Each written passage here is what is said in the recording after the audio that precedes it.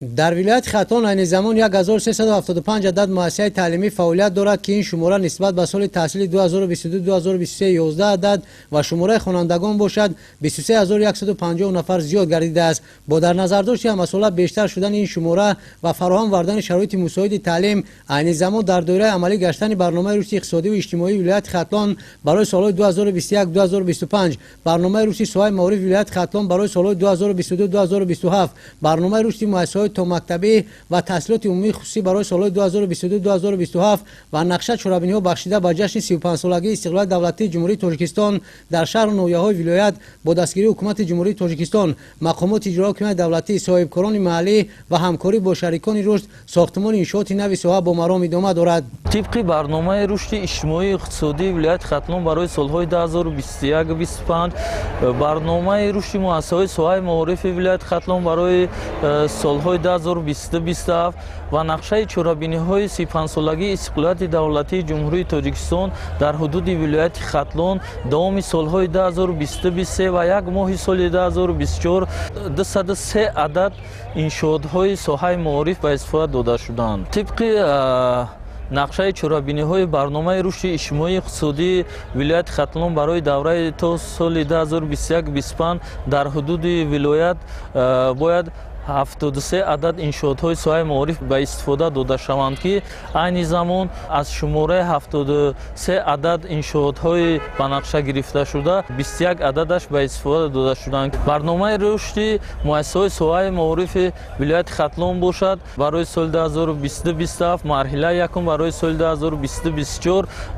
173 عدد انشاءات در حدود شهر ناحیه ولایت به نقشه گرفته شده و حالت امروز 56 عدد انشاءات به استفاده داده شده. عین زمان اجرایش برنامه 32% را تشکیل می‌دهد. در زمینه وسایل چنین کارهای سازندگی و تطبیق سیاست معارف پرورانه پیشوای ملت پرزیدنت جمهوری تاجیکستان محترم امامعلی رحمان و توجه مقامات اجرایی حکومت دولتی ولایت خرطوم نسبت به رشد ساحه اساس بنیاد بنا و صنفخانه‌های نوی علاوگی در دوام یک سال اخیر 9 مؤسسه تعلیمی از نظام سه بسته برآورده شده در 8 مؤسسه تعلیمی دیگر کارهای با نقشه‌گیری انجام یافته برای رفع این مشکلات انشاءات نو ساخته مورد استفاده قرار داده می‌شود. از 43 عدد انشاءات به تعمیر اساسی نیاز داشته باشد در 33 عدد آن کارهای ساختمانی شروع گردیده در 8 عدد مؤسسه تعلیمی در همکاری با شریکان رشد و استفاده دیگر سرچشمه‌های مبلغ گذاری کارهای نوسازی راه اندازی کرده می‌شود. بخشیده به استقبال جشن 35 سالگی استقلال دولتی جمهوری تاجیکستان در شهر و ناحیه‌های ولایت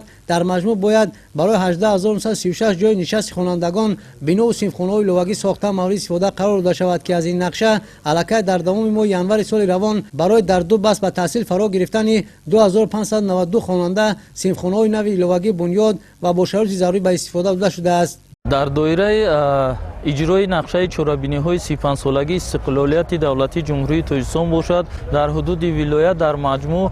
زیاده از 265 عدد انشاءات‌های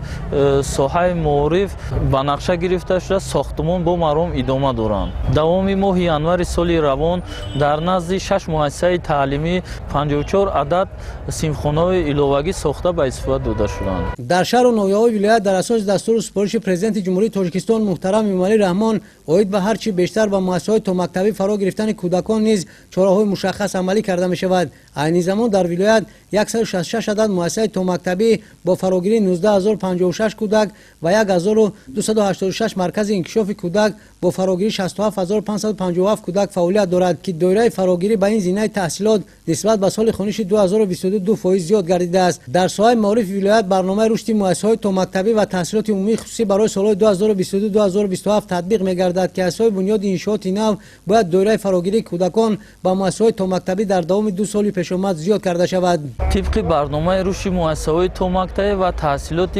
عمومی خصوصی برای سالهای 2022-2027 در حدود ولایت 22 عدد انشاءات‌ها به نقشه گرفته شده‌اند که به حالت امروز اجرایش آن برابر به 22% را تشکیل می‌دهد. عین زمان طبق